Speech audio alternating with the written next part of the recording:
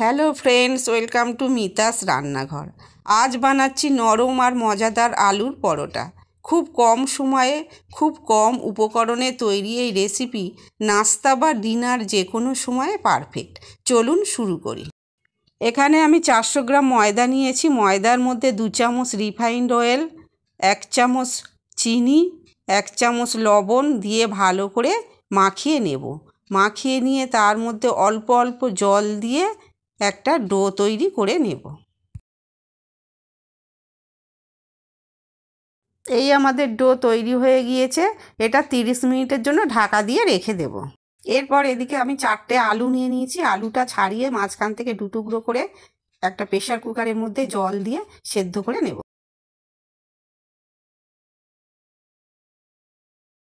30 minute পর ঢাকা খুলে আমি হাতে একটু রিফাইন্ড অয়েল দিয়ে ডোটার গায়ে ভালো করে মাখিয়ে নেব। দেখুন ডোটা কত সফট হয়েছে। এরপর ময়দাটা আমি 2 হাত দিয়ে করে বড় আকারের লেচি কেটে নেব।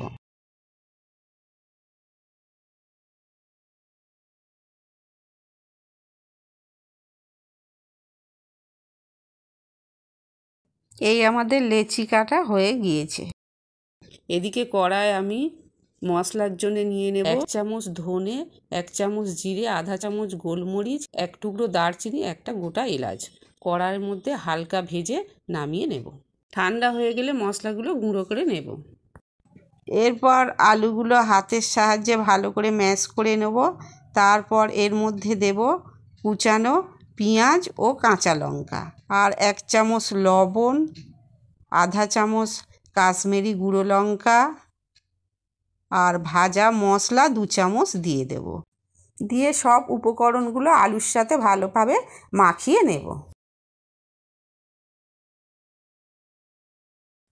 এরপর একটা লেচি নেব। লেচিটা হাতের সাহায্যে বাটির শেপ তৈরি করে নেব। ধারগুলো একটু পাতলা করে নেব, মাঝখানটা একটু মোটা থাকবে। তার মধ্যে আলুর পুরটা দিয়ে দেব। দিয়ে হাতের সাহায্যে 2টো মুখ ভালো করে বন্ধ করে দেব।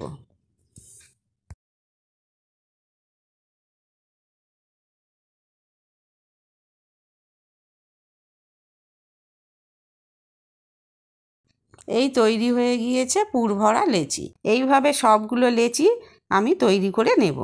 একটা চাকি বেলুনি নিয়ে নিয়েছি। বেলুনির মধ্যে অল্প করে ময়দা ছড়িয়ে দেব। দিয়ে লেচিটা ওর মধ্যে দিয়ে হাত দিয়ে ভালো করে চেপে চেপে ওটাকে বড় করে নেব। তারপর বেলুনি দিয়ে বেলে নেব। বেশি মোটা করে বেলবো না, একটু পাতলা মতো হবে। দেখুন বন্ধুরা, একটুও লেচি থেকে আলুর পুর বের হয়ে যায়নি। এইভাবে বাকিগুলো বানিয়ে নেব। এরপর গ্যাসের মধ্যে চাটু বসিয়ে একটা করে পরোটা চাটুর মধ্যে দিয়ে দেব।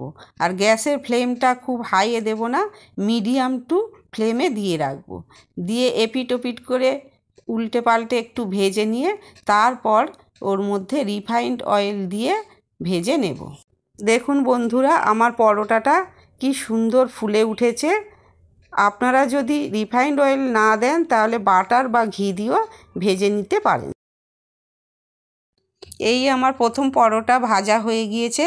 এটা আমি একটা পাত্রে তুলে নেব। এইভাবে বাকি পরোটাগুলো ভেজে নেব। এই আমাদের তৈরি হয়ে গিয়েছে আলুর পরোটা, যা টমেটো সস দিয়ে পরিবেশন করছি। এর মধ্যে একটু ধনেপাতা ছড়িয়ে দিয়েছি। আমি একটা পরোটা ছিঁড়ে দেখাচ্ছি। দেখুন পরোটাটা ভিতরে কত সুন্দর নরম হয়েছে। এই ছিল আজকের রেসিপি। যদি ভালো লাগে বন্ধুরা লাইক, শেয়ার, কমেন্ট ও সাবস্ক্রাইব করতে ভুলবেন না। আবার দেখা হবে নতুন কোনো রেসিপি নিয়ে। ভালো থাকুন, সুস্থ থাকুন। ধন্যবাদ।